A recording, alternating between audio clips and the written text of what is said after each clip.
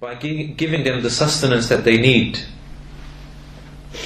And when they disobey Allah subhanahu wa ta'ala and they insult Allah subhanahu wa ta'ala, Allah is patient with them. Rasulullah sallallahu alaihi wasallam said, "La ahada asbaru ala al-adha," that there is no one who is more patient upon hearing harm than Allah. يَدَّعُونَ لَهُ وَلَدًا, that they ascribe unto him a son, وَهُوَ يَرْزُقُهُمْ, whilst he continues to provide for them. Those who disbelieve against Allah and they strive against Allah subhanahu wa ta'ala, Allah chooses to give them respite and a chance to return back to Him. But He's Rahim towards the believers, a special level of mercy. And what is this special level of mercy? As we said in the hadith in Sahih Muslim, Allah subhanahu wa ta'ala created this 100 portions of mercy. 1% of that, only one portion of that was sent to mankind. The rest of the 99 portions of mercy will be reserved for the believers on the Day of Judgment. It will be reserved for the believers on the Day of Judgment. And that will be the greatest pleasure. That will be the greatest experience. But by Allah, there is a Jannah in this world. And there's a Rahmah in this world, which if we do not witness and experience, we will not witness the Jannah and the Rahmah in the Akhirah. And that is a Rahmah and the Jannah of Iman. The person who tastes the sweetness of Iman, then indeed he has tasted the greatest mercy in this dunya. To be guided by Allah, to be supported by Allah, for Allah to aid and assist you, and to shed His light upon you. Rasulullah said in a hadith reported at Tirmidhi, that before Allah subhanahu wa ta'ala created the creation, His light shone upon His creation in terms of their souls. Those unto whom His light fell, they were guided. But those unto whom His light didn't fall upon were not guided. And so when a person experiences this rahmah, when a person experiences this nur, this light of Iman, then this is the sweetest thing that could be tasted. And this is the light of Al-Iman and the rahmah of Allah subhanahu wa ta'ala. So Allah is Rahman to the creation, but in particular He is Rahim towards the believers. It is interesting to note that the name Rahman has been mentioned 57 times in the Quran, whereas Ar-Rahim has been mentioned twice, 2 times more, 114 times. How many surahs are there in the Quran, brothers? 114. For every surah that is mentioned in the Quran, Allah mentions that He is Rahim. Because the Quran is a manifestation of His Rahmah. The Quran is a manifestation of His Rahmah. Alhamdulillahi Rabbil Alameen. Before we begin as Al-Fatiha, the greatest surah in the Quran, we begin with Bismillahir Rahmanir Rahim. Alhamdulillahi Rabbil Alameen. Ar-Rahmanir Rahim. We must remind ourselves of this mercy, my brothers and sisters in Islam, for it is our means to salvation. It is our means to recognize our responsibility to Allah. When we forget about the mercy of Allah, we are overcome with pride and arrogance. We are experiencing and enjoying many of the blessings of Allah. But if we do not realize who these blessings come from and where they come from, then we will take them greedily, we will become miserly, and we will reject the truth. And we will become overwhelmed with these luxuries and joys that Allah subhanahu wa ta'ala gives us.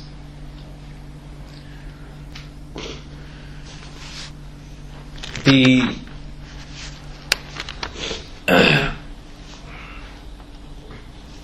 manifestations and the ways in which a believer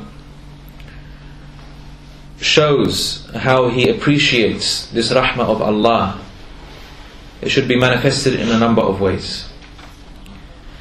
Firstly, when a person recognizes this rahmah of Allah, it should necessitate that he loves Him. that he loves Allah subhanahu wa ta'ala. If you were to ponder and reflect over the blessings of Allah, it would necessarily make you want to love Allah subhanahu wa ta'ala. And brothers and sisters, do we really know the extent of the mercy of Allah? This is the point though. Just to show you an example of how we don't appreciate the mercy of Allah, we know that when a person, after relieving themselves, they leave the bathroom, what do they say? غُفْرَانَكَ, I seek your forgiveness. When you leave the bathroom, you say غُفْرَانَكَ. Brothers and sisters, why do we say غُفْرَانَكَ? Why do we say I seek your forgiveness?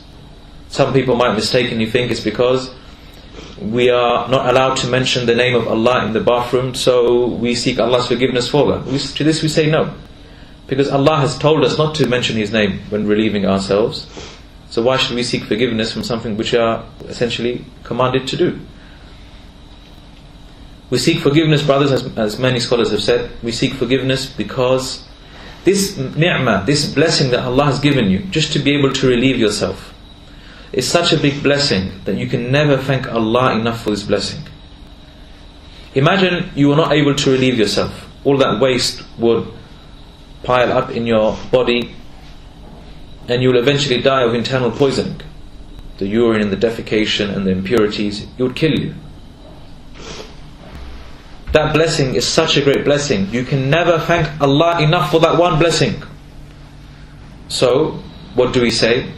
We ask Allah's forgiveness for our shortcomings in not being able to thank Him enough for that blessing. So this is an example of how we do not truly appreciate the blessing of Allah subhanahu wa ta'ala. Secondly, if a person was to realize the extent of the mercy of Allah, it will push him to stay away from any form of disobedience. How can we choose to disobey Allah and openly sin against Him when He is continuously showering us with His blessings? Should we not feel ashamed? This is why the people of knowledge always used to say, whenever you commit a sin, don't think about the sin that you are committing, but think about the one who you've disobeyed. The one who showers you with His blessings. Do we not have shame to disobey Him? Thirdly, when a person realizes the extent of the mercy of Allah subhanahu wa ta'ala, the person will feel that they are not fulfilling the worshipping of Allah correctly. They will realize they always have shortcomings in their ibadah. On the day of resurrection, the angels will cry out to Allah and they will say to Him, مَا عَبَدْنَاكَ حَقَّ عِبَادَتِكَ. The angels who are sinless, they will say, Ya Allah, we have not worshipped you as you truly deserve to be worshipped. So what about creation? What about us who sin day in and day out? Shouldn't we feel and have this feeling of shortcomings in our ibadah? Why is it, brothers and sisters, that when we finish salah, the first statement we say, Astaghfirullah, Astaghfirullah, Astaghfirullah, I seek your forgiveness, O Allah. We seek forgiveness because of our shortcomings in our salah. No matter how beautifully you prayed that salah, you could never worship Allah as He truly deserves to be worshipped. Even if you were to spend your entire life in sujood to Allah, that would not be enough to express the greatness of Allah. That would not be enough to express the type of servitude that we should be following. We are all sinners and we are all shortcomers. We all have shortcomings in our ibadah. However, brothers, the extent of the mercy of Allah and the extent of our shortcomings might make a person feel as though he has no hope. But this is wrong.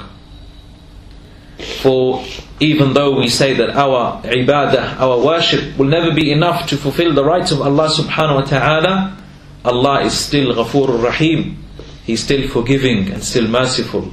Allah subhanahu wa ta'ala says, وَمَنْ يَعْمَلْ سُوءًا أَوْ يَظْلِمْ نَفْسَهُ. Whoever does an evil act or treats himself unjustly, ثُمَّ يَسْتَغْفِرِ اللَّهِ. But then he seeks Allah subhanahu wa ta'ala's forgiveness.